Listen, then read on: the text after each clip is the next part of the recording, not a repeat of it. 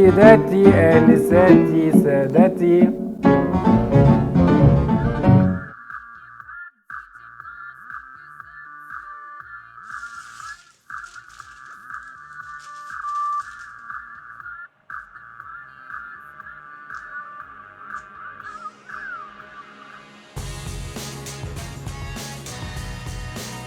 مشاهدينا في كل مكان، اهلا بيكم وفي حلقه مش كتيانه. الحلقه النهارده الهبت مشاعر كل الرجاله اللي بيتفرجوا عليا دلوقتي.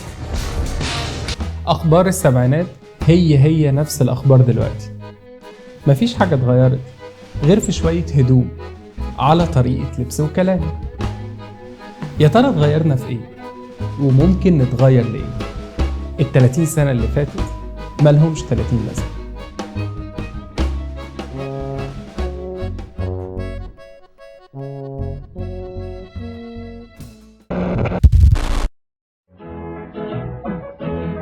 أمر الحب افتح يا را يا را را را.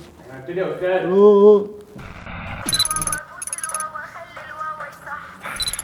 اقفل يا برنس، انت مش شغال. احنا هنبتدي. ايه برنس البيئة دي؟ سيداتي آنساتي سادتي، ladies and gentlemen باللغة الإنجليزية، حلقة جديدة تتميز بتميز أدائها وتتلون بتلون مشاهديها وتسطع معها خباياها ومعانيها. مشاهدينا في كل مكان، اهلا بيكم في حلقه جامده. اخر حلقه جامده، اخر 3 حاجات في بعض مش حاجه واحده. الخبر النهارده يا جماعه خبر عن الفنانين، عن هيفاء وهبي ورولا سعد. لكم ان تتخيلوا، هو يمكن في شويه مشاكل شويه، وانا عارف ان انتوا بتحبوا تغوصوا في مشاكل وفضايح الفنانين، والنهارده احنا نقعد ننام بقى ونتكلم في حاجات كتير عن الموضوع ده. خبر اليوم خبر فني، وانا اعلم تمام العلم بأنكم كمشاهدين لهذا البرنامج تحبون تلك الأخبار الفنية. الخبر بيقول إن في جلسة سرية، وده حاجة طبعا أنا عارف أنتوا بتموتوا في الحاجات دي، جلسة سرية طلب فيها القاضي إن يحل الموضوع اللي ما بينهم بشكل ودي. طبعا في قاعدة دلوقتي قاعدة هتموت عايزة تعرف إيه الموضوع اللي هيتحل بشكل ودي، وبتقول خير كفل الشر. فقد قامت الجميلة ذات الوجه الملائكي الفنانة الجميلة زبيدة ثروت، قامت بقضية ضد خيرية أحمد. وأنا أرى من خلف تلك العوينات الست مفتكات صديقة البرنامج تتساءل خير كفل الشر. رولا سعد كانت متهمة إن هي روجت فيلم إباحي لهيفاء. تخيلوا البشاعة، رولا سعد تروج فيلم إباحي الهيفاء. طبعا يعني تخيلوا هيعمل هيتس قد ايه لو نزل اصلا على الانترنت. يعني اليوتيوب هيهيس من كتر الهيتس اللي هتهت عليه.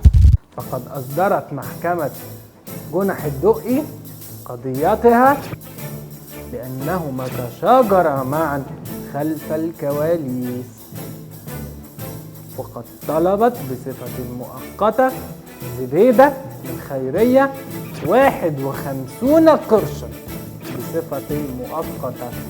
بس عامة هم تشاجروا قصاد المحكمة، وبكت رولا سعد وعيطت بشدة، ومع ذلك هي القاضي أثبت براءتها من هذه التهمة، وهي ماضية في رفع قضية أخرى على هيفاء عشان ترد الشرط.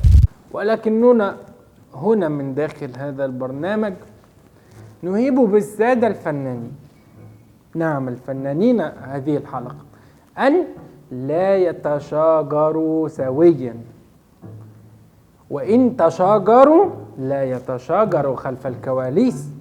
الناس في الخارج دفع فلوس من حقهم يتفرجوا برضه.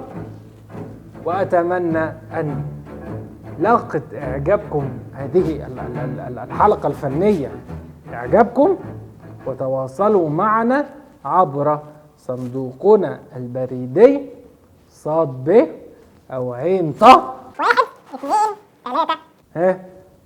اكملوا انتوا بقى 4 5 أو برقياتكم شديدة السرعة ولكم مني أطيب التماني. وبالطالبة بكام؟ بتعويض قدره $1,000,000 أمريكي. هتجيبهم منين؟ قولوا لي انتوا هتجيبهم منين؟ وبعد كده هي بتطالب كمان بسجنها. تخيلوا يا جماعة البشاعة، بعد الشر، قولوا يا جماعة معايا، بعد الشر، بعد الشر طبعا ان هي تدخل السجن. يعني هي لو دخلت السجن، انا عن نفسي هعمل اي جريمه بشعه وادخل السجن وراه، يعني مش انا لوحدي، كل الفانز بتوعها يعني. عامه بما اننا جبنا سيره الفانز، يا ريت انتوا تبعتوا لنا كمان على الفيسبوك لو حد عنده اللينك الفيلم بتاعها برضه، يا ريت تبعتوه لنا، او تبعتوا لنا تهيئاتكم او اي حاجه انتوا عايزين تقولوها على تويتر او على الفيسبوك. خبر فعلا ملوش اي 30 لازمه. ليه دايما احنا كده حشريين وفضوليين وعايزين نعرف دايما ايه هي اخبار الفنانين، وان حياتهم الشخصيه تبقى مشاع للجميع وملك للجميع وشغل حوار صريح جدا جدا؟ دول شريحه من المجتمع اخدوا كل حاجه، اخدوا شهره ونفوذ وفلوس، وفي منهم ناس كمان بتتكبر على الجمهور اللي صنعه. ليه ال30 سنه اللي جايه ما نهتمش شويه ان احنا ننقد الممثل على تمثيله اللي ما عرفش لحد دلوقتي يجيب لنا الاوسكار؟ لان المرحله اللي جايه لازم يكون ليها 30 لازمه. اشوفكم الحلقه الجايه. فيديو كده 3 2 1.